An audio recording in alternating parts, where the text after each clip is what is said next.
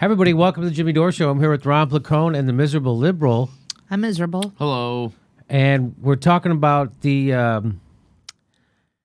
net neutrality's over officially today. So here's from Forbes. Net neutrality rules end today, but service and the fight won't change right away.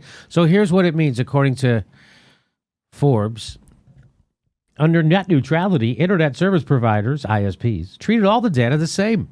So everything traveled at the same speed. But now, with net neutrality repealed, ISPs can block or slow down websites.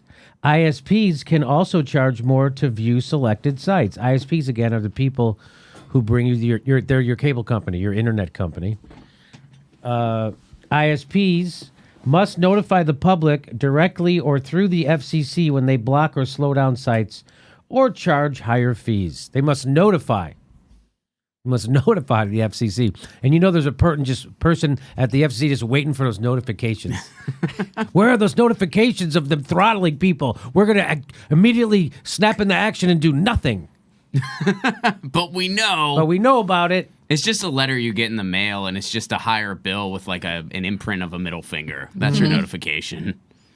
So back to the Forbes article. As planned, a set of 2015 open internet protections known as net neutrality rules has now expired, causing reaction across the web. By the way, so that was the open protection. That was the rules that Barack Obama instituted in under his administration. Mm-hmm. Remember, it was a big debate on whether Barack Obama was going to come down on the side of net neutrality or not. Remember, we were like this, and then he finally did the right thing at the last moment. He did the right thing at the last moment because the public twisted Tom Wheeler's arm and his into doing so. I mean, Tom Wheeler was a cable lobbyist. He didn't want to give the Title II protections, but the public demanded it, and they were too loud to ignore. So, why did those protections expire? It says net neutrality rules have now expired. Why? Were they set to expire, or was that because Ajit Pai and the FCC has new rules that make those rules expire? Yeah, it's because they repealed it. Oh, okay. All right. According to internet experts, however, the impacts of this change won't be felt by consumers nor affect the battle for digital rights and control for at least a while longer.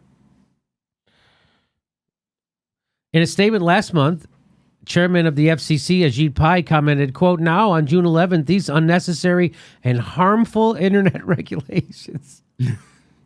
Protections. Barack Obama gave us Ajit Pai, just so you know, will be repealed and the bipartisan light touch approach that served the online world well for nearly 20 years will be restored. Again, so that's gaslighting. That's tricking you into not knowing what's actually happening. That's a guy trying to trick you. He's doing it.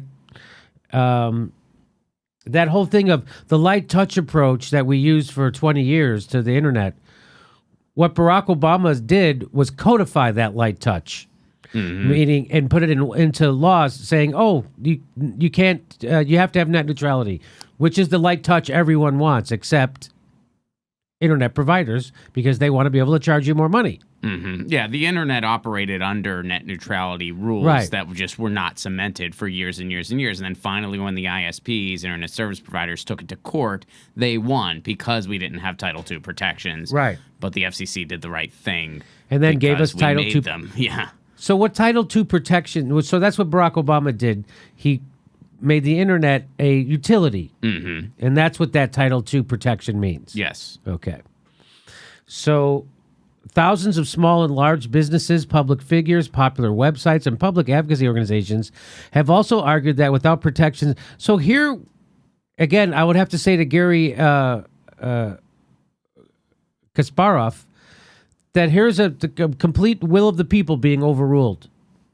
Where's my judge in Hawaii that's going to say no to Ajit Pai? Where's my judge going to say no? Remember that was his big example? That Trump can have a new regulation, but then a judge in Hawaii can go, nah. Well, then there's no problem with Trump then, right? I guess we have a judge in Hawaii. Mm-hmm. All problems are taken care of by 83% of Americans favor net neutrality. 83% of Americans favor net neutrality, and we ain't getting it because we don't live in a democracy. But those people at the Freedom Forum will have you think that America's leading the world in democracy. Well, we can wear hats, though. We can wear any kind of hat we want. We have hats. So everybody in the world is against this, yet we're still getting it. That's what this paragraph tells you. So they're saying that the next generation of online businesses and services won't be able to survive. This is true. Right now, people are saying, hey, because YouTube's doing all this dumb fuckery, screwing over their own content providers like independent news people, because they want you to watch mainstream news because it's easier to advertise on. That's what it's all about, money.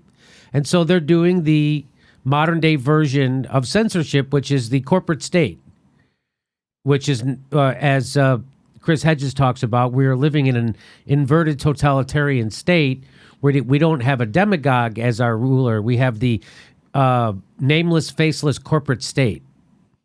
And right now, the corporate state, as Julian Assange predicted in 2010, would be the new censor. And so that's what's happening. And so let's say someone said, well, YouTube's been too restrictive, and this is a free country, so we're going to go start our own new YouTube. And we're going to get investors and have a couple $1 million of investment and start our own new YouTube. Well, if that worked, if it became successful, what would happen is then YouTube, which is owned by Google, would come to us and say, here's $1 billion. We'd like to buy your company. And we would go, thank you for the $1 billion. You have our company. Facebook spent $19 billion on WhatsApp. They own Instagram. So there is no more competition, and that's why you're supposed to have someone like Teddy Roosevelt come along and bust up these big trusts, these big companies. Facebook should be taken apart. They should not be able to own Instagram or WhatsApp or all that. These companies should all be split up. Google shouldn't be allowed to own YouTube. What do you think about that? When we traveled to Europe, it was disconcerting seeing the same businesses that we see here in Europe. And it was like, wow. So it's like any corporation can go anywhere and have a corner on the market. Right. Just people can't go anywhere. Capital can go across borders. People can't. So... And you know what? Honestly, when you talk about Facebook and Instagram, and a lot of people don't know it, that everything that you post on Instagram is now Instagram's property. Top property owned by... And so, right. It is nefarious that there's this monopoly on these social networks. It is. And it's scary, especially when Mark wants to run for president. Mark Zuckerberg? Come on. Well, we're mixing stories a little bit because this is a little bit different than that, but yes... I'm just pointing out how it's all rigged against you and how the corporations now own our government. The people don't want this. Who wants this? A handful of corporations. And that's what you're just going to have to take it. No one in the country wants this. How is this happening? At present, however, most experts don't expect consumers or net neutrality advocates to see their day-to-day lives changing right away.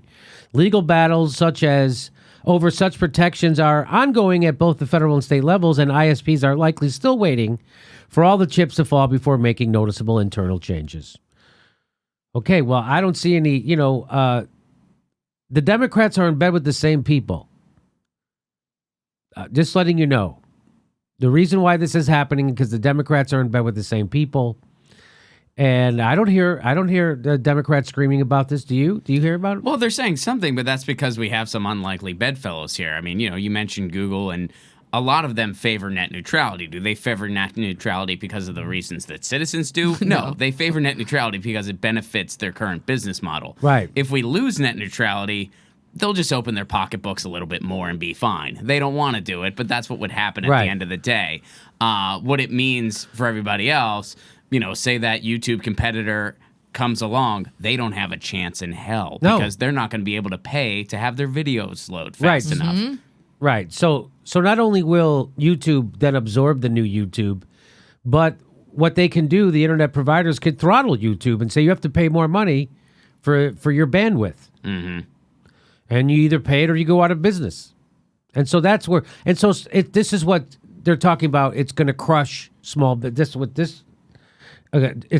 next generation of online businesses and services won't be able to survive. Mm-hmm. So this one will be fine. Yeah, they might have to open their checkbook a little more, which they don't want to do, but they'll still be fine. It's going to crush everybody else. So this is what, neoliberals love to talk about innovation and innovators. This stifles innovation and innovators. That's what this does, getting rid of net neutrality protections. guarantees that we will, just like I said before when Barack Obama failed to prosecute torturers, and I made the case that the reason why you prosecute someone is so you deter that crime happens again in the future, and the fact that Barack Obama hasn't prosecuted torturers ensures it will happen again. Well, we just installed a torturer as the head of our CIA. Of course it's happening. A bona fide torturer. So it's the same thing. I can't believe that 83% of the people don't want this and it's still happening. And you're not going to turn on the TV today and they're not going to scream about it for the whole hour. Every news show should be screaming about this. I'm sure Rachel Maddow will do another neutral segment about net neutrality. If that. Why? Because MSNBC is owned by Comcast. Which wants to get rid of net neutrality. Absolutely. Yeah. Interesting. Mm-hmm. Interesting. It's almost like they're not news organizations at all. It's almost like they're PR wings for the corporations that own them. Almost like that. It's almost like that. When I say almost, I mean exactly like that.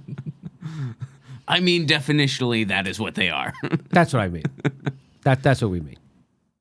Our next live Jimmy Dore show is July 1st in Portland, Oregon, and July 15th in Chicago, Illinois. We're doing a live show July 15th in Chicago, Illinois. Go to a link right there for all the tickets to all the live Jimmy Dore shows. Plus, if you can help become a premium member, we give you hours of bonus material every week. Become a patron or a premium member. And if you're on Steam It, we're steaming it right now. Plus, every Saturday, we do a live Super Solid Chat Saturday where it's a live stream and you can ask us questions and we'll answer them back. Every Saturday, 2 p.m. Pacific time. Thanks for your support.